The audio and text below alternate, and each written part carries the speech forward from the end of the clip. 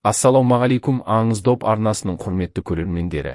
Лионель Месси мен Криштиану Роналду Ямальды Франция құрамасы әлем чемпионатынан шығып қалғаннан кейін айтқан арандатушы сөздер үшін қатаң сынға алды. Кейн мен Беллингем Аргентинаға қарсы матч туралы пікір білдірді. Франция мен Испания құрамасының ойыншылары Франция мен Испания арасындағы кездесу жайлы не айтты?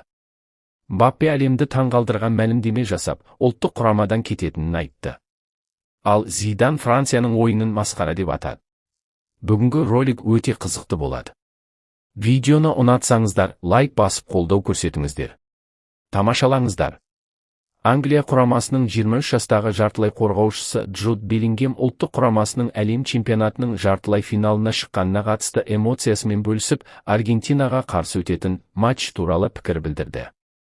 Бұл, бәлкім, менің барлық күткенімнен де асып түсетін шығар.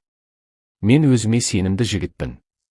Бірақ түнде ұйықтар алдында осындай матчтар туралы армандайсың деп ойламаймын. Командама көмектесіп, ойынға өз үлесімді қосу өте жағымды. Бірақ жігіттердің қандай жағдайға тап болсақ та, күресуді жалғастырып келе жатқанына керемет мақтанамын. Аргентинаға қарсы матчта бар күшімізді салуымыз керек. Сонда ғана жақсы нәтижеге қол жеткіземіз, деді футболшы.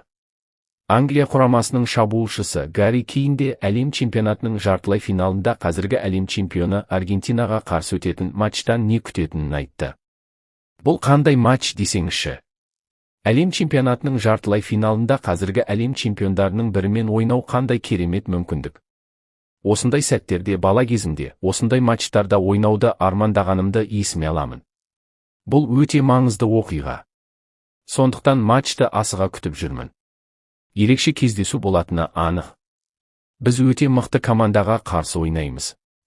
Бірақ бұл матч біздің ең жақсы қырымызды көрсетуімізге көмектеседі деп үміттенемін, деді Кейн. Ал енді 2026 жылғы әлем чемпионатының финалына шығу үшін Франция мен Испания арасында өткен матчқа тоқталайық. Бірінші тайм тең дәрежеде өтті. Дегенмен Испания құрамасының аздаған басымдығы болды. Кейін бұл басымдық өз нәтижесін берді. Матчтың 21 минутында Франция қорғаушысы өз айып алаңында допқа емес, Ямальдың аяғына соққы жасады. Нәтижесінде Испания құрамасы таза пенальтиге ие болды. Микель Ойярсабаль пенальтиді салқын қандылықпен орындап, допты оң жақ бұрышқа дәл бағыттады. Француздар есепті теңестіруге тырысты. Бірақ бірінші тайм Испанияның пайдасына 0-1 есебімен аяқталды. Екінші таймның 52 минутында Испания тағы бір гол соқты. Педро Пора француздардың қақпасының жақын бұрышын дәл көздеп, есепті 2-0-ге жеткізді. Арада небәрі 5 минут өткенде Испания үшінші голды да соғуы мүмкін еді. Алайда Ямальдың голы болмашы офсайдқа байланысты есептелмеді. Айта кетерлігі, матчтың 70 минутына дейін Франция құрамасының Испания қақпасына дәл бағытталған бірде-бір соққысы болмады. Соңында француздар ештеңе өзгерте алмады. Егер қателеспесем, бүкіл матч барысында Францияның қақпаға бағыттаған небәрі 2 дәл соққысы болды. Ал Испания 2 гол соқты. Достар, өкінішке қарай, біздің арнамыз авторлық контент болғандықтан, матчтағы голдардың өзін көрсете алмаймыз. Өйткені YouTube бірден бұғаттап тастауы мүмкін. Бірақ біз сіздер үшін матчтан кейін Испания құрамасының футболшылары мен бапкерлерінің сұхбаттарын дайындадық. Олар финалда Англия немесе Аргентина құрамасының біріне қарсы ойнайды. Ендеше олардың не айтқанын тыңдап көрейік. Өкінішке қарай, мен алғаш рет біздің ойын көрсетіп, финалға шығуға лайық болмағанымызды мойындаймын. Қарсыласымызға құрмет көрсетуіміз керек. Олар бүгін бізден мықты болды. Біздің ойынымыз жүрмеді. Сондықтан кінәлайтын ешкімім жоқ. Бар жауапкершілікті өз мойныма аламын. Бұл менің қателігім.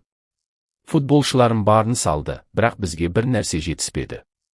Өзіміздің шынайы ойынымызды көрсете алмағанымыз өкінішті. Егер өз мүмкіндігіміздің бәрін көрсете алғанымызда, жеңіске жетуіміз мүмкін еді. Дегенмен Испания өте жақсы матч өткізіп, жеңіске толық лайық болды. Бұл жеңіліс бізді күшейтеді деп үміттенемін. Болашақ әлем футболында керемет ойыншылары бар, Францияның еншісінде болады, деді Дидье Дешам. Дембеледе матчтан кейін өз ойын білдірді. Бұл матчтағы нәтижеге өзіміз кінәліміз. Ештеңе істей алмадық әрі абдырап қалдық. Ешқандай ақталу жоқ. Біз үшін жанкүйер болған барлық адамнан кешірім сұраймын. Бүгін біздің күніміз болмады. Бұл футбол. Кейде жеңілу керек, сонда ғана жеңіске жетуді бастайсың. Бүгін бәріміз өте нашар ойнадық. Ал Испания біздің барлық шабуылымыз бен осы матчтағы жоспарларымызды бір күн емес, ұзақ уақыт зерттеген сияқты. Олар бәрін алдын ала білгендей ойнады. Бұл олардың еңбегі. Сондықтан ақталатын ештеңе жоқ. Өкінішке қарай бүгін біз жеңілдік, деді Дембеле. Килиан Мбаппе де матч туралы пікір білдірді. Матч өте қиын болды. Төрешінің қателіктері де болды. Кейбір эпизодтарда офсайд болмағанына қарамастан, ол офсайд берді. Кейбір жағдайларда бізге сары қағаз көрсетті, ал Испания ойыншыларына қатысты сондай жағдайларды елемеді. Иә, бұлардың бәрі ұсақ түйек сияқты көрінуі мүмкін. Бірақ мұндай матчтарда әрбір ұсақ деталь маңызды. Испания пенальтиден гол соғу жағынан сәттілікке ие болды. Бұл толыққанды шабуылдың нәтижесі болған жоқ. Бірақ содан кейін бәрі олардың пайдасына қарай өрбіді. Олар қорғанып қарсы шабуылдар жасап, бізге ештеңе жасауға мүмкіндік бермеді. Қорғаныста отырып, алаңның орталығын бақылауда ұстады. Біз анық әлсіз болдық деп айта алмаймын.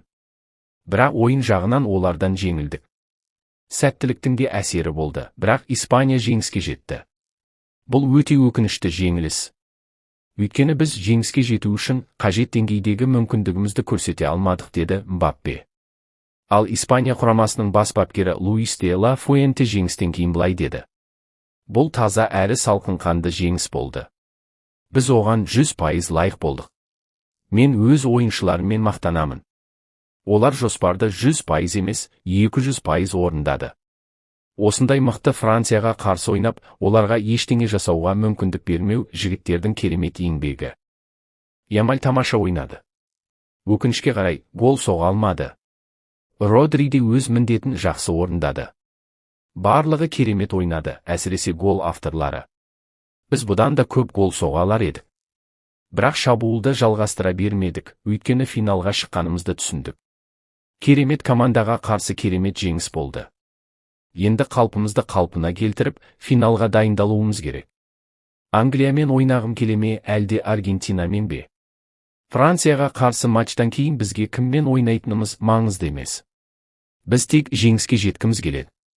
Финалда ең мықты команда жеңеді. Англияда, Аргентинада оңай қарсылас емес. Егер финалда қазіргі әлем чемпиондарын жеңсек, бұл керемет тарих болар еді. Англиямен кездесуде тамаша болма. Біз дайынбыз, және екінші финалистің кім болатынын асыға күтіп отырмыз. Өйткені ол командаға арнайы дайындалуымыз керек. Футбол тек атақты есімдер ғана емес. Мұнда тактикада өте маңызды, деді де ла Фуенте. Ал Ямаль матчтан кейін былай деді. Мен жеңетінімізді айттым. Біз жеңдік. Енді біз біреуден қорқамыз деген сұрақтарды қоймайды деп үміттенемін. Бізден қорқу керек. Себебі Бельгияны, Португалияны, енді Францияны да жеңдік. Біз тек жеңіске бағытталдық. Голым есептелмей қалған кезде қатты ренжідім. Мен гол соққым келді. Бірақ офсайд болды. Бұл жерде мен қателестім. Бір сәтке асығып, қарсылас қорғаушылардың артына ертерек өтіп кеттім. Дегенмен голымсыз ақ жеңіске жеткенімізге қуаныштымын. Англияға немесе Аргентинаға қарсы финалда жеңіс голын соғып, қателігімді түзетемін деп үміттенемін, деді Ямаль. Сондай-ақ Ямальдан Францияға қарсы матч оның күткенін ақтады ма деп сұрады. Мүлде ақтамады. Матч кезінде Францияның 2018 жылы әлем чемпионатын қалай жеңгеніне таң қалдым.